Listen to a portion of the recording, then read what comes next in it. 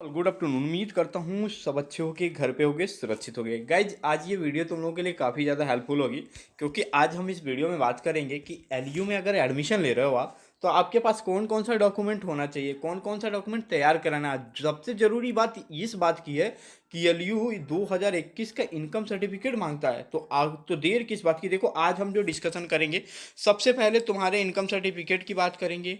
उसके बाद से तुम्हें क्या करना होगा, कास्ट सर्टिफिकेट की बात करूंगा। नेक्स्ट में बात करूंगा मार्कशीट कौन सा होता है, कैसे देना होता है, डीओबी गलत है तो क्या करें, जिन्होंने एक साल गैप करके कर रहे हैं उनके लिए क्या प्रोसीजर होता है। ठीक है, sport quota, defence quota, NCC, इनका क्या रोल होता है, ईडब्ल्यूएस कोटा कैसे वेरीफाई हुआ था। और फिर हम बात करेंगे जीरो फीस, ये काफ़ी ज़्यादा हेल्पफुल होता है एससी स्टूडेंट के लिए।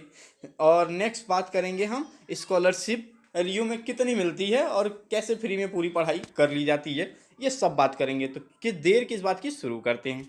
तो सबसे पहले किस बात पे हम चर्चा कर रहे हैं, इनकम सर्टिफिकेट पे। तो भाई ये बात लंबी है, इसको थोड़ा ब्रीफ में बताओ ये क्या है ये इनकम सर्टिफिकेट। ठीक है, तो चलो हम देर किस बात की, हम इनकम सर्टिफिकेट के बारे में बताते हैं। देखो इनकम सर्टिफिकेट जो होता है वो फादर्स का होता है। जैसे मान लो तो इनकम सर्टिफिकेट में क्या होगा, ये आगे तुम्हारा नाम लिखेगा कि mister Abhishek Kumar is the मतलब son of that that dash. ठीक है, तो ऐसे ये कहाँ से बनता है, तहसील से बनता है। और ये कंपलसरी है एलयू में, जिसने भी अगर इनकम सर्टिफिकेट में फॉर्म भरते समय बिलो 2 लाख रुपीज़ डाला होगा, उनके लिए क्या है, ये कंपलसरी है। जिन्होंने भी बिलो 2 लाख रुपीज़ डाला था उनके लिए ये कंपलसरी डॉक्यूमेंट है, उनको ये देना ही होगा। बिलो 2 लाख रुपीज़ होगा, ठीक है, उनको ये इनकम सर्टिफिकेट देना होगा। अब भैया ये किस डेट का होना चाहिए, देखो अगर हम पे थोड़ा भी भरोसा करते हो, ठीक है, तो देखो मैं जो बता रहा हूँ वो बिल्कुल सही जानकारी, मैंने पूरा इन्फॉर्मेशन जो है वो एलयू की ऑफिशियल वेबसाइट से निकाला है और तब तुमको बता रहा हूँ। ठीक है, जनवरी 2021 के बाद का बना होना चाहिए। ठीक है, इनकम हमेशा फादर्स का होता है। अब तुम्हें काउंसलिंग कराते समय जानते हो क्या क्या अपलोड करना होगा, इसका date of issue, certificate number, application number, और इसकी पीडीएफ बना के तुम्हें काउंसलिंग पोर्टल पे अपलोड करनी होगी। तो ये सबसे ज़रूरी डॉक्यूमेंट है। जब तक तुम्हारा रिजल्ट नहीं आ जाता तब तक इसी डॉक्यूमेंट्स को तुम क्या करो, बनवा लो। बनवाओगे कैसे, तो कहीं भी सीएससी सेंटर होगा, चले जाओगे वहाँ पे बोलोगे सी, कहीं भी होगा वहाँ बोलोगे कि मुझे अपनी इनकम सर्टिफिकेट बनानी है, तो बोलेगा ठीक है बना देंगे। कितना चार्ज होगा, तो 150 या अप्रॉक्स 200 का चार्ज होगा, उसमें तुम अपने दोनों डॉक्यूमेंट्स बनवा सकते हो। चलो हम नेक्स्ट बात करते हैं। नेक्स्ट कौन सा डॉक्यूमेंट है, कास्ट सर्टिफिकेट। कास्ट सर्टिफिकेट किसके किसके लिए कंपलसरी, जो स्टूडेंट ओबीसी एससी एसटी, तीन ओबीसी एससी और एसटी होगा उनके लिए कास्ट सर्टिफिकेट। ये कब का होना चाहिए, देखो अभी तो एलयू की ऑफिशियल वेबसाइट से जो मैंने इन्फॉर्मेशन निकाला है कि जुलाई 2018 के बाद का होगा, तो वो कास्ट सर्टिफिकेट चल जाएगा, क्योंकि कास्ट सर्टिफिकेट जो होता है वो 3 ईयर के लिए वैलिड होता है।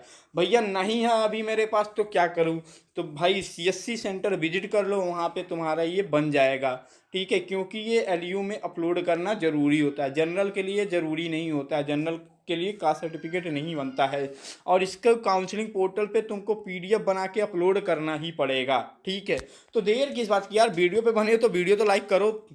नेक्स्ट बताता हूँ मार्कशीट के बारे में। चलो मार्कशीट के भी बारे में बता देता हूँ, मार्कशीट का क्या रोल है और कैसा है। कई लोग सोच रहे होंगे कि मार्कशीट में क्या होता है कि हमारा नाम गलत है, डेट ऑफ बर्थ गलत है, इसका क्या करें। देखो अगर फॉर्म भरते समय तुमने मार्कशीट में, क्योंकि मार्कशीट जो होता है वो यहाँ पे अपलोड करना नहीं होता है।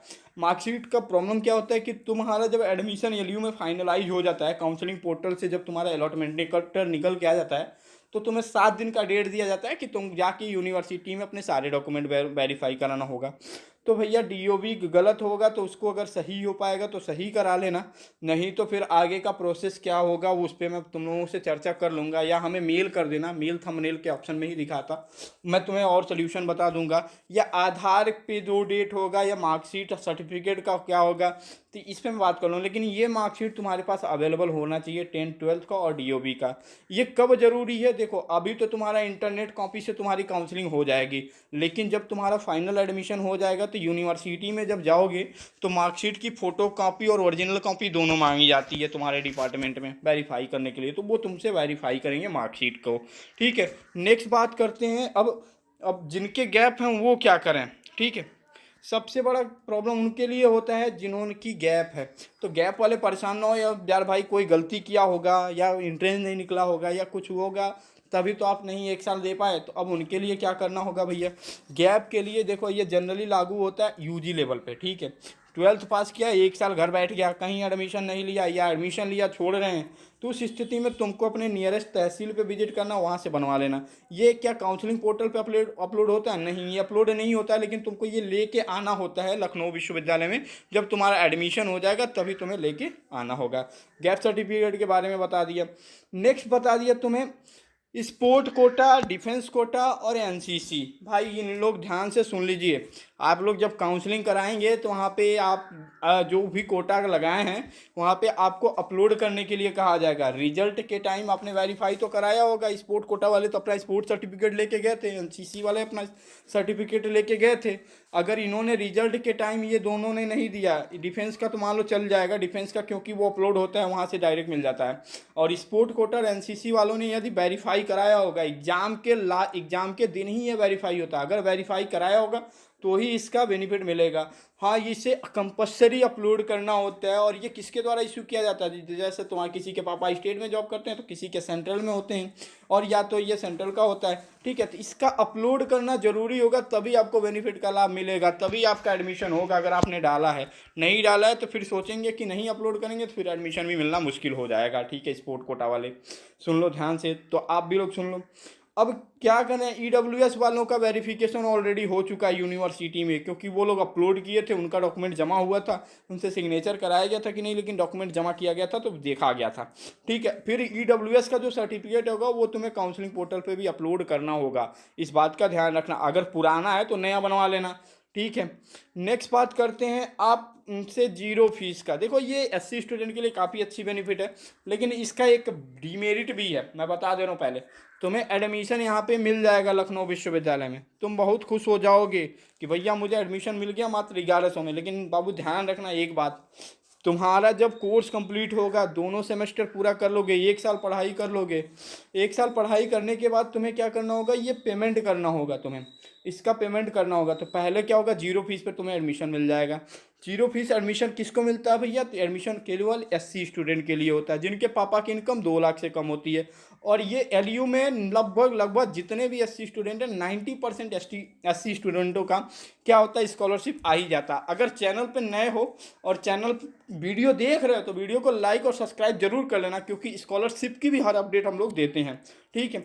नेक्स्ट बात करते हैं हम यहाँ पे स्कॉलरशिप किसको मिलता है और किसको नहीं मिलता है। पहले तो फ़ोन का मैं क्या करूँ, फ्लाइट मोड में कर दूँ, क्योंकि मैसेजेज आ रहे हैं, अभी तुम लोगों के लिए दिक्कत हो जाएगा, वीडियो में ज़्यादा देरी हो जाएगी। तो सबसे पहले स्कॉलरशिप जो होता है केवल यूपी के स्टूडेंट को मिलता है। स्कॉलरशिप किसको मिलता है? जिसके पापा की इनकम क्या होती है, 2 लाख से कम होती है, ठीक है। 2 लाख से कम होती है, यहाँ पे एक जीरो और बढ़ा दे रहा हूँ मैं, 2 लाख से कम होती है, मतलब बता दे रहा हूँ, देखो 2 लाख से होती है, यहाँ पे 4 ही जीरो है, ठीक है, परेशान ना होना। 2 लाख होती है, ठीक है।